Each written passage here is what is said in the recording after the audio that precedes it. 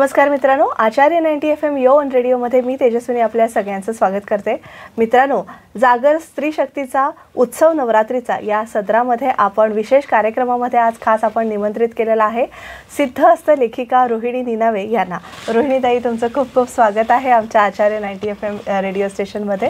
धन्यवाद. नमस्कार. रोहिणीताईंचा सगळा प्रवास आपण जाणून घेणार आहोत आणि सर्वप्रथम रोहिणीताईंकडनं आणि माझ्याकडून तुम्हा सगळ्यांना नवरात्रोत्सवाच्या हार्दिक शुभेच्छा. खूप खूप शुभेच्छा. नवरात्रीच्या सगळ्यांना खूप शुभेच्छा. रोहिणीताई, अर्थातच बालपणापासून आपण प्रत्येक मुलाखतीला सुरुवात करतो, म्हणजे थोडंसं तुमचं शाळा कॉलेज आणि घरातील सगळं कुटुंबाविषयी आणि खास करून वसंत निनावे म्हणजे वडिलांकडनं जो तुम्हाला हा लेखनाचा वारसा मिळालेला आहे त्याविषयी जाणून घ्यायला आवडेल. माझे वडील वसंत निनावे कवी लेखक होते, त्यामुळे घरामध्ये सगळं साहित्यिक वातावरण होतं आणि ते एक्झामिनर्स बुक्स अँड पब्लिकेशनमध्ये कामाला होते. तिथे बरीच पुस्तकं यायची, तेव्हा आम्हाला वाचायला म्हणून ते खूप पुस्तकं घेऊन यायचे. त्यामुळे वाचनाची आवड तेव्हापासूनच लागली होती. अर्थात वडील लेखक आहेत म्हटल्यानंतर म्हणजे मुलांनी पण लेखन करावं किंवा लेखक होतील असं समजलं जातं जनरली, पण तसं काही आम्ही सुरुवातीला केलं नाही. पण एकदा मी 10 वर्षाची असताना मी एक छोटीशी कविता लिहिली होती आजोबांवर. त्याच्यावरून वडिलांना वाटलं की ही काहीतरी लिहू शकेल. मग मी मोठी झालं म्हणजे कॉलेजात गेल्यावर मी काही कविता लिहायला लागले, ज्या दिवाळी अंकात वगैरे पण छापून यायला लागल्या. त्याचबरोबर सगळ्याच काव्य स्पर्धांमध्ये पारितोषिकं मिळायला लागली.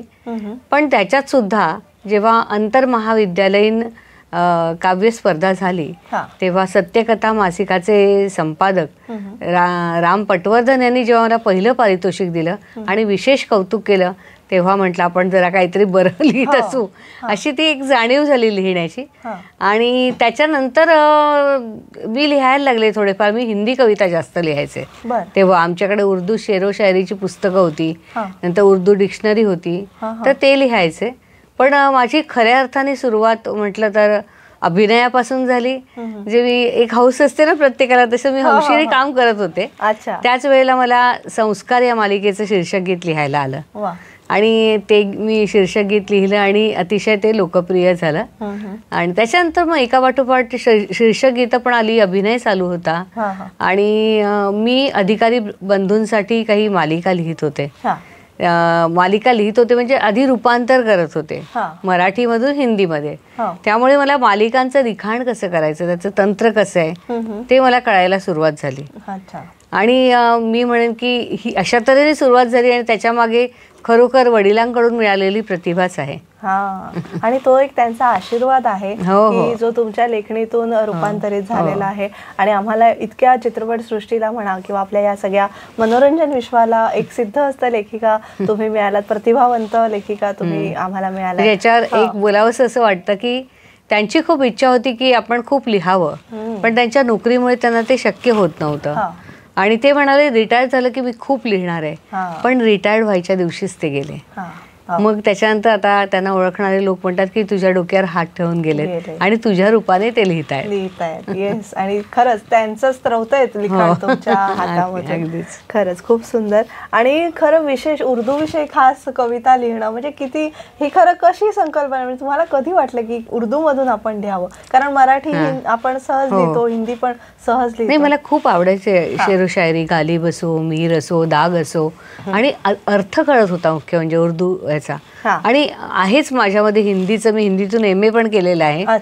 तर त्यामुळे हिंदी भाषा मला खूप छान गोड वाटते आणि व्यक्त करायला, विशेषतः रोमॅन्टिक जी शायरी आहे ती व्यक्त करायला, आणि त्याच वयामध्ये मी होते त्यामुळे मला फार आवडायला लागलं आणि मी खूप लिहिलं. म्हणजे माझं पुस्तक सुद्धा प्रकाशित झालंय इंतजार नावाचं, हिंदी कवितांचं, ज्याला गुलजारजींनी काही प्रस्तावना लिहिलेली आहे. तर खूप अजूनही मला आवडतं हिंदीमध्ये लिहायला. पण मग लेखिका व्हायचं असं काही ठरवलं होतं का, की असं प्रवाहाच्या ओघात होऊन गेलं ते? नाही, असं काहीच ठरवलं नव्हतं. पण ते तुला सांगितल्याप्रमाणे जेव्हा हे भाषांतराचं रूपांतराचं काम चालू होतं तेव्हा गौतम अधिकारींनी मला विचारलं की तू मंत्रालयात काम करते आहे तर तुझ्याकडे पत्रकारिता या विषयावर काही गोष्ट आहे का? तेव्हा मी ही दामिनीची गोष्ट दिली त्यांना आणि ती 5 वर्ष त्याचं काहीही झालं नाही, ती तिथेच पडून होती. 5 वर्षानंतर अचानक दैनंदिन मालिका करा असं सांगण्यात आलं आणि म्हटलं कसं दैनंदिन मालिका, मला तर काही माहीतच नाही आहे. तर ते म्हणाले की नाही नाही तू लिखेगी हो जाएगा. त्याने विश्वास दाखवला माझ्यावर आणि मी लिहायला सुरुवात केली आणि मी माझंच तंत्र विकसित केलं डेली सोप लिहिण्याचं. आणि ती मराठीतली पहिली दैनंदिन मालिका आणि अतिशय सांगायला आनंद होतो की ती खूप लोकप्रिय झाली. आजही मला मुलं भेटतात, म्हणतात आम्ही शाळेतून धावत धावत जायचो बघायला, दामिनी पाहायला. हो हो, अगदी माझ्या बाबतीतही ते झालं की ती दामिनीची वेळ साधायला आम्ही पण शाळेमधून पळत पळत यायचो आणि ती दामिनी खास आणि प्रतीक्षा ताईंचं सुंदर काम आणि म्हणजे सगळेच. सुदैवाने म्हणजे तू आज बघशील ना, असं कोणी नाही इंडस्ट्रीतलं ज्याने दामिनीमध्ये काम केलं नाही, पाहिलं नाही आणि काम केलं. मोठे मोठे कलाकारांनी काम केलं, सगळेच कलाकार आणि त्यांना बरीच कामं नंतर.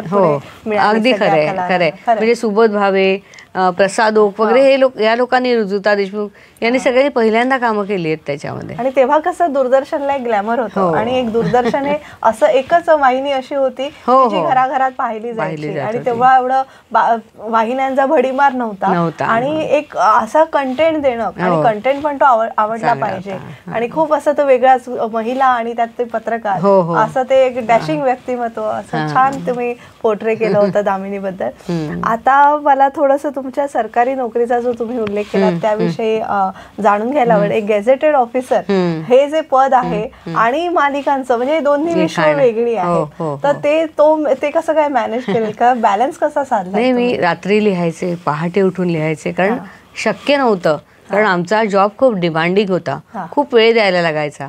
लोकांचा असं समज आहे की सरकारी नोकरीत काही काम करावं लागत नाही, असं आमच्या बाबतीत अजिबात नव्हतं. कारण आमचा डायरेक्ट मुख्यमंत्री, उपमुख्यमंत्री, सचिव या सगळ्यांबरोबर आमचा संबंध होता आणि आम्हाला वेळेत काम द्यावं लागायचं.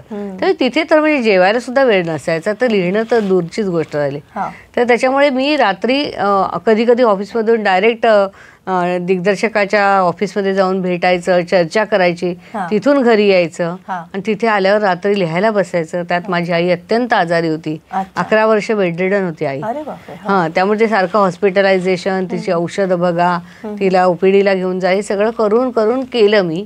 पण त्यातून मला तो अनुभव विचारला म्हणून मी पुढचा अनुभव सांगते की त्यामुळे जे यश मिळालं, एक तर लोकांना वाटतं की खूप मालिकेत काम, पैसे खूप मिळतात, तर हिला अतिरिक्त पैसे मिळतात, हिला फेम मिळते आहे म्हटल्यानंतर लोकांच्या पोटात दुखायला लागलं. मग तो थोडा त्रास सुरू झाला म्हणून मी मग ती सोडून दिली. आई गेल्यानंतर मी सोडून दिली, नोकरी होती ती मंत्रालयात.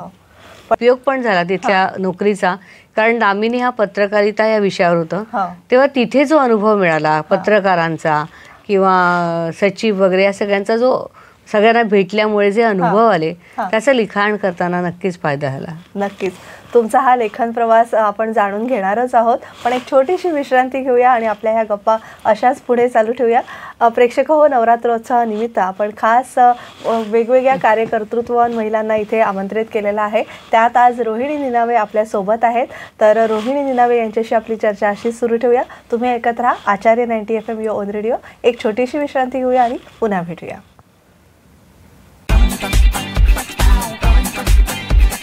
Acharya 90 FM 90 FM.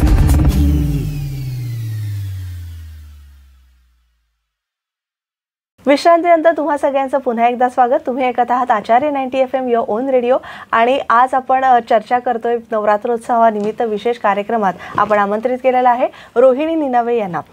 रोहिणीताई, आता आपण दामिनीबद्दल बोललो आणि त्यानंतर एकाहून एक सरस मालिकांचं लिखाण तुमच्या हातून घडलं आणि आम्हा सगळ्या प्रेक्षकांना अशा सुंदर सुंदर मालिका, दामिनीता झाली, अवंतिका झाली, ऊन पाऊस, अशा सुंदर सुंदर मालिका पाहता आल्या आणि आम्ही अगदी म्हणजे खरं आमच्याकडे फार कमी टीव्ही पाहायला जायचा, म्हणजे जास्ती तो बघू नये असं, पण त्या मालिकाच अशा होत्या की बरेचसे लोक असतील की त्या मालिकांसाठी, तुमच्या मालिकांसाठी दूरदर्शन किंवा इतर चॅनल्स पाहायचे.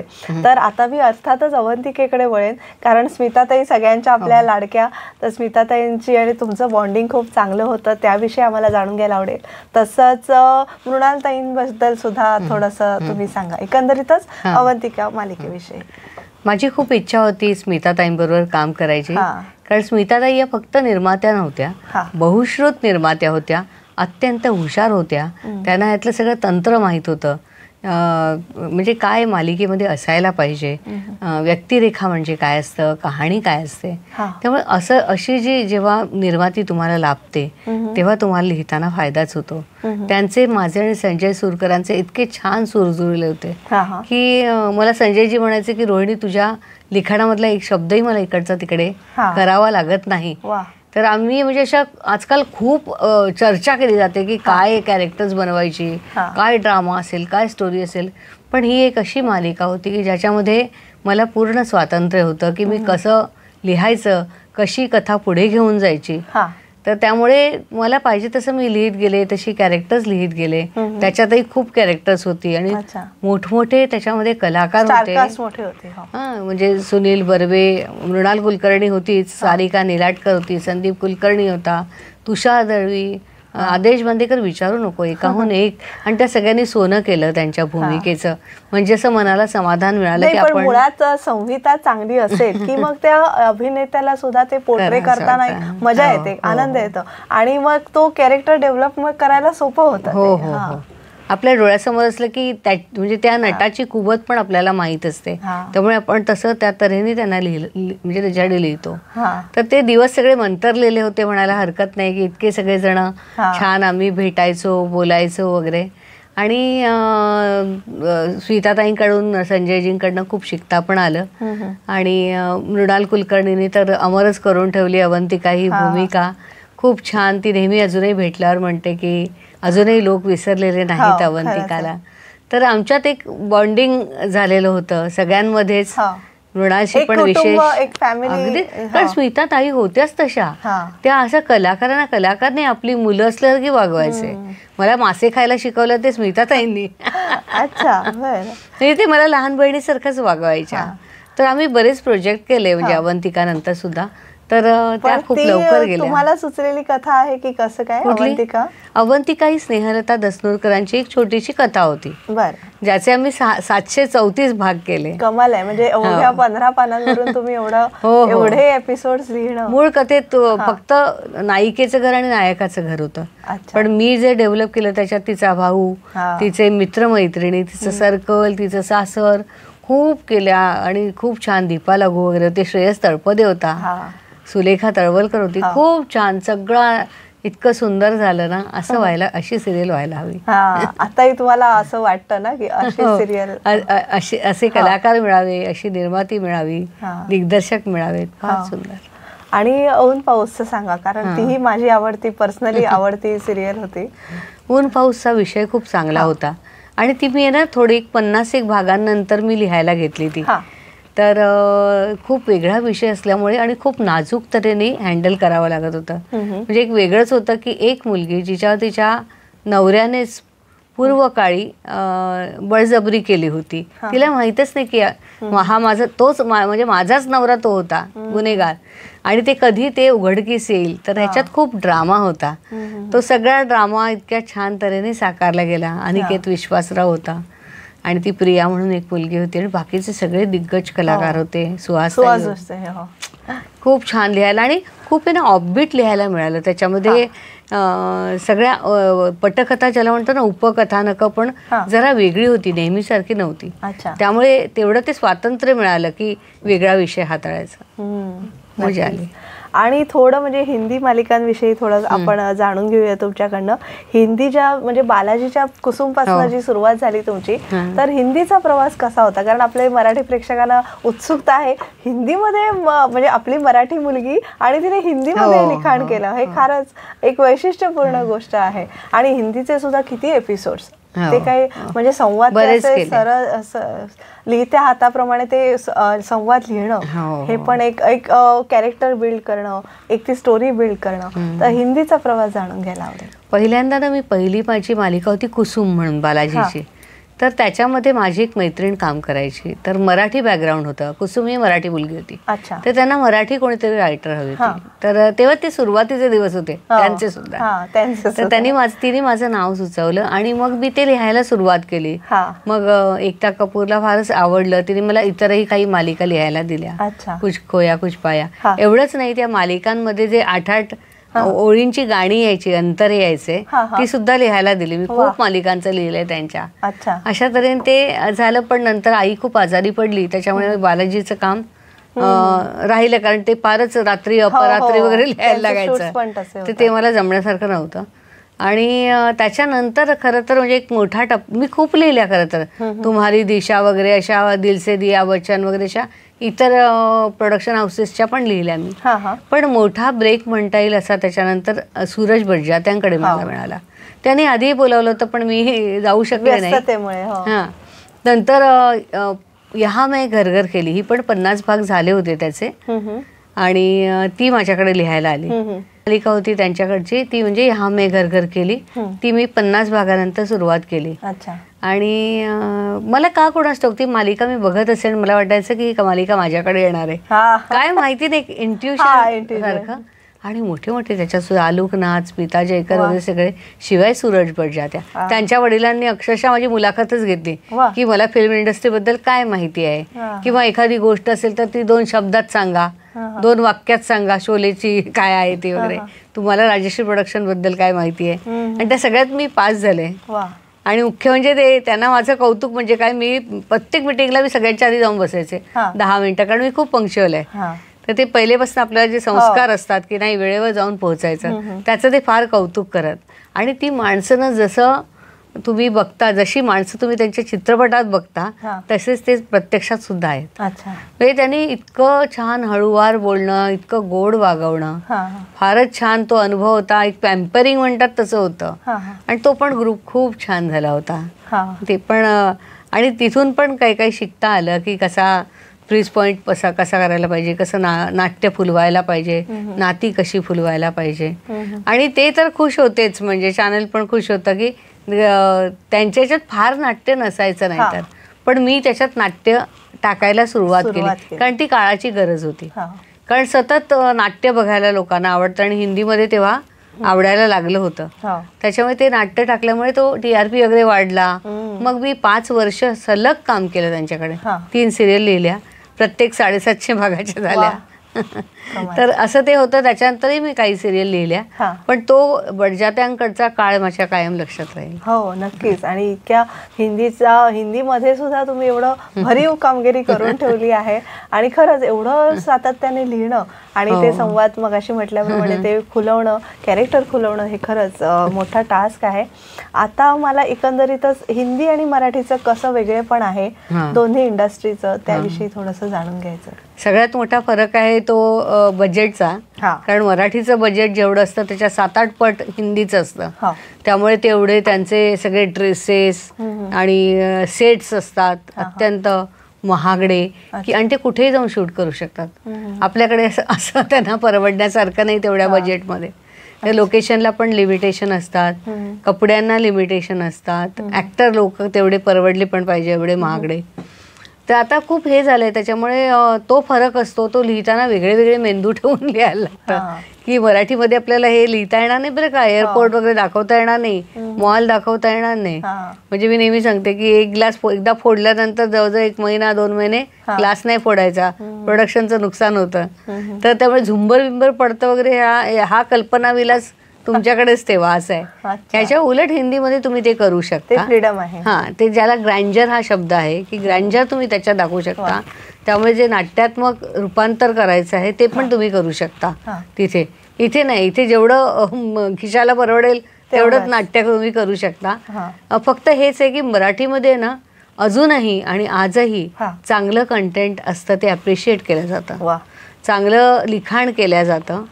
जे आणि मला वाटतं प्रत्येक जणच मनापासून लिहितं, कुठलाही लेखक असो, तो काहीतरी वाईट लिहायचं म्हणून लिहित नाही, फक्त असं आहे की काही जण अजून चांगल्या तऱ्हेने मांडू शकतात आणि काय त्यांना चांगला विषय मिळतो. पण आपल्याकडे अजूनही चांगल्या तऱ्हेचं लिखाण होतं आणि मालिका होतात असा माझा विश्वास आहे. हो, नक्कीच. पुन्हा एक विश्रांती घेऊया आणि तुमच्याबरोबर हा जो संवाद सुरू आहे तो असाच सुरू ठेवूया. मित्रांनो, तुम्ही ऐकत आहात नवरात्रोत्सव विशेष कार्यक्रम. रोहिणी निनवे आज आपल्यासोबत आहेत. त्यांच्याबरोबर आपण अशाच आपल्या गप्पा सुरू ठेवणार आहोत. एक छोटीशी विश्रांती घेऊया आणि पुन्हा भेटूया. तुम्ही ऐकत राहा आचार्य 90 FM your on radio. Acharya 90 FM 90 FM.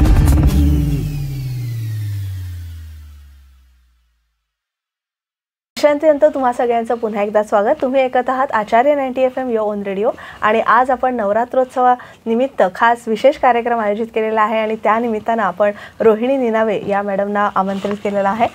रोहिणीताई, आता मी अगदी तुमचं गमक जे आहे लिखाणाचं त्याविषयी जाणून घ्यायचं आहे. म्हणजे कसं बघा हे शक्य, म्हणजे आता आम्ही सामान्य माणसाला असं उत्सुकता असं की कसे हे एपिसोड्स लिहितात, एपिसोडवर एपिसोड लिहिणं म्हणजे खरंच कठीण. आम्हाला एक मोठं शिवधनुष्य पेलल्यासारखं वाटतं कारण ते संवाद बघताना ते खरं सोपं असतं. म्हणजे पटपट एक 2-3 सीन्स पटपट होतात, 20 मिनिटात कव्हर होतं. पण ते तुम्हाला लिखाण्यासाठी मग हे एवढे लोक तास स्टुडिओमध्ये बसतात, ह्यांच्या एवढ्या चॅनलसोबत मिटिंग होतात. तर ती सगळी उत्सुकता आहे, त्याविषयी थोडंसं सांगा. हो, मालिका लिहिणं लोकांना वाटतं तितकं सोपं नाही आहे. म्हणजे मी म्हणते तसं त्याप्रमाणे सकाळी उठून आम्ही आमच्या आयुष्याचा विचार करत नाही, आम्ही आमच्या नायिकांच्या आणि नायकाच्या आयुष्याचा विचार करतो की हे आता काय करतील अशा परिस्थितीत वगैरे.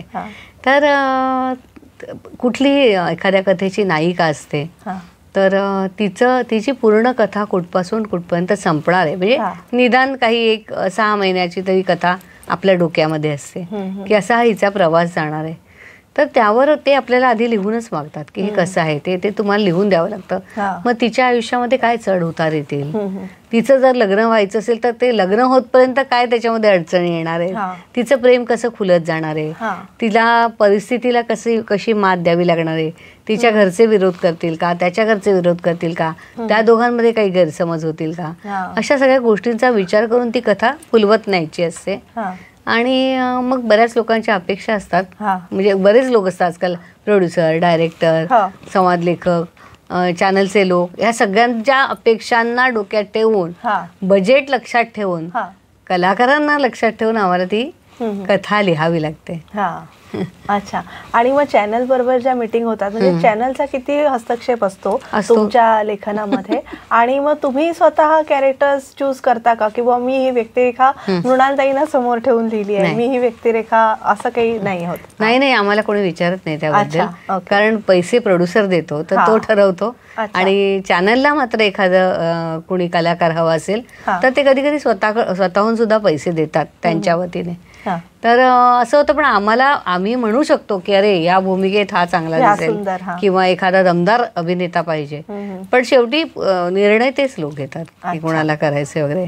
आणि चॅनलचा हस्तक्षेप हा असतो कारण त्यांना TRP मिळवायचा असतो, त्यांचं सरळ मार्केटिंगचं गणित असतं. चांगली मालिका त्यांना करायचीच असते, पण त्याबरोबर ह्या गोष्टी पण असतात. त्यामुळे त्यांचं ऐकावं लागतं आम्हाला. जे जिथपर्यंत मी ऐकू शकते मी करते. आणि मी सोडून दिलेल्या मालिकांची संख्या बरीच आहे.